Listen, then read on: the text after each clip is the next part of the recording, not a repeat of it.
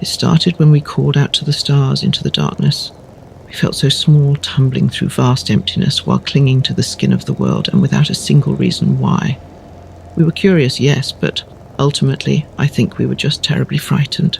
And we were young, so very young. We were children, and like a lonely, lost child, we did the only thing we could think of to make it stop. We did what we thought we had to do to make the universe make sense. We called for help. For years we scanned the sky for a sign. We sent signals to the stars in the darkness beyond. Are we alone? But the skies were quiet, always so quiet, leaving us to our own makings. But crying children never cease, and neither did we. We sent calls into every corner of space for decade after decade. We refused to believe no one was out there. They had to be. Yet for some unknown reason, they never answered us. Everyone remembers when that changed. They think it responded to the Arecibo message from 1974. The response to the Arecibo message was received almost 3 months ago in 2 separate parts. The first part of the message was received at the Hat Creek Radio Observatory in California. The Allen telescope array picked up what sounded like static interference that continued on for over an hour. It consisted of unintelligible screeching and buzzing sounds that continued without pause for the whole hour. The meaning of this message was never discovered, if it had one. The only thing we knew was that the signal's origin came somewhere in the Hercules constellation, near Messier 13. As soon as that signal stopped, the real message began. We made contact that day and we were asked a question. Who is there? It came not through the radios, but as a voice. A voice inside all of our heads asked the question to all of us. I heard it, my wife heard it, the young heard it, and the old heard it. Even the deaf heard it. Everyone everywhere heard this voice whisper that question in their heads in every language on earth. I remember it almost too clearly. It asked in that familiar yet indescribable voice that's always there in my mind. It was like one of my own thoughts had gone rogue and had decided to speak directly to me. The world seemed to stop as everyone listened for what came next. Where are you? The heavy question seemed to linger in our minds for hours afterwards, and then for days, and then for weeks. That day changed everything. There were the doubters from the very beginning, and the holy ones who claimed that God had spoken to all of us, and that the time to repent was now. There were those who claimed they'd heard nothing, and those who'd claimed that the aliens had given them their own secret messages. And of course, there were those who truly believed that we had been contacted for the first time by an extraterrestrial race like us. One ready to communicate, ready to lead us out of the dark. We were wrong. We never made contact with alien life, at least nothing comprehensible or discernible to human understanding. The stars are vast, and in their vastness our voices had touched the ears of something truly incomprehensible, something hungry and malevolent. The voice. We realized our mistake when the ground started to groan. Beneath our feet, everywhere, the ground seemed to moan.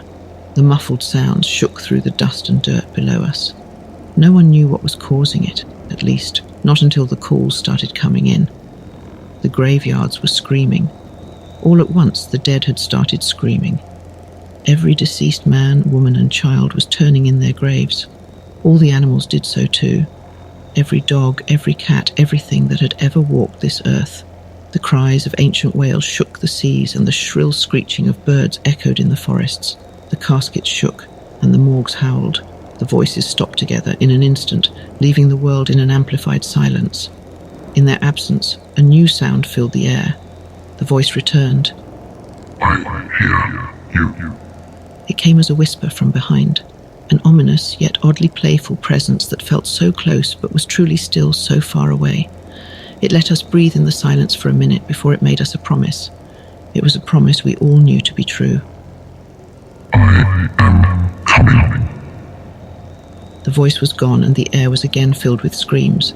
This time they were from the living. After the voice had gone, we were left to our own devices. Millions panicked, and rightfully so, as chaos took hold of the streets. Many would die in the violence and the gunfire of that night. They would be known as the raptured before long, and the rest of us were the condemned. We could only wait. The screaming dead was only the first of the side effects that we felt as the voice approached. The closer it got, the more we felt it. That first night after the screaming, we noticed the stars bleed for the first time. A section of the western sky had turned black, blacker than the night. It was only truly visible because of the ring of stars around it. The light from those stars had turned red, and they seemed to bleed across the sky like food colouring dropped into water. Their light swirled and flowed all around the edge of some unseen mass. I knew then that I was staring into the face of the voice. Our scientists claimed that nothing was there, and that their radar and scans always came up empty. Their telescopes could see nothing but darkness in that section of space. However, the proof was right in front of us, as every night that ring of darkness got wider, and more stars bled in the sky. We watched it come. As each night passed, the black spot would widen, and more stars would distort and bleed around it. During the day, a new hell would greet us. The side effects worsened. The day always brought something new.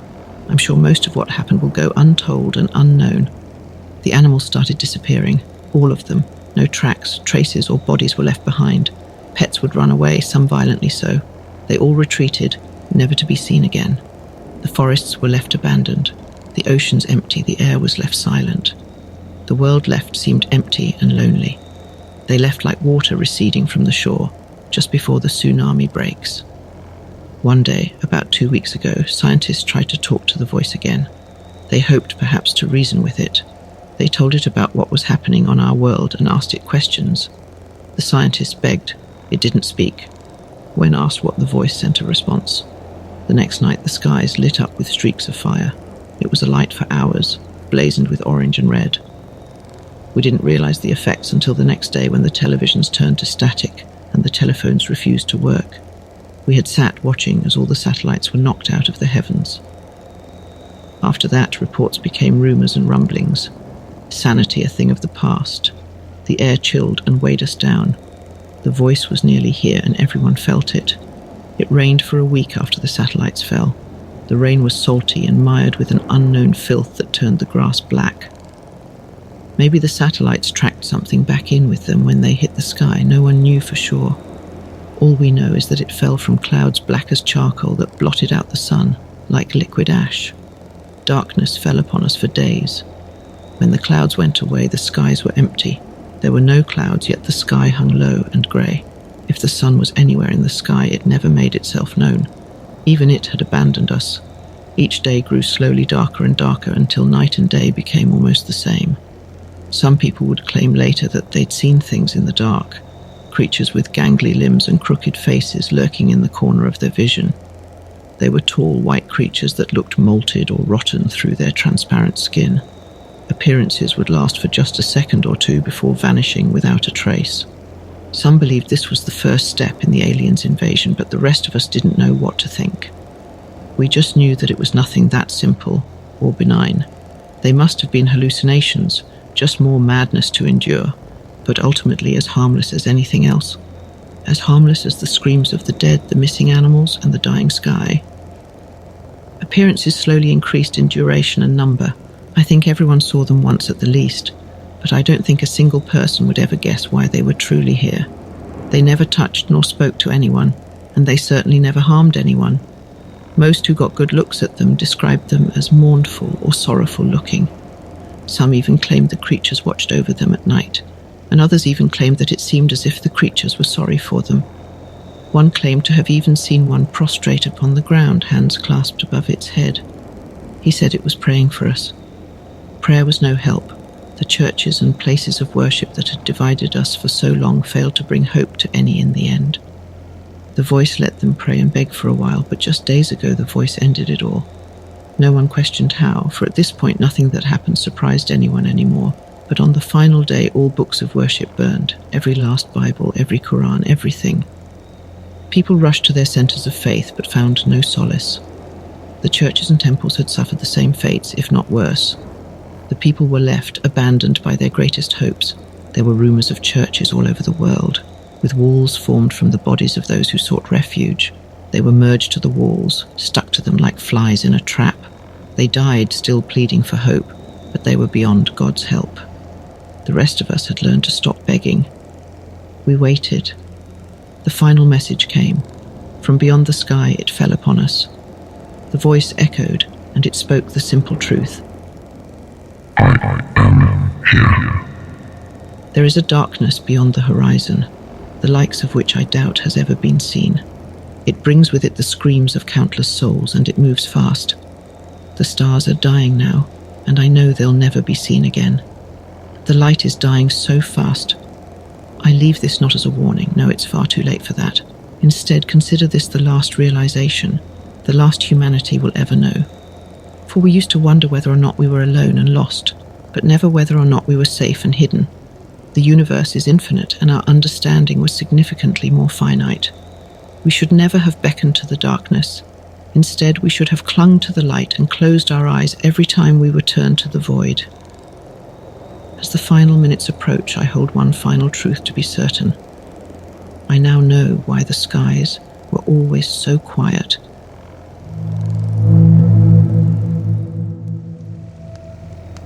Do you have scary stories you'd like to hear told?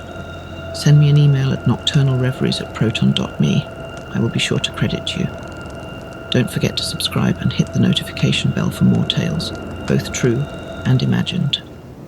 Until we meet again, I've been Basil, and you've been lovely.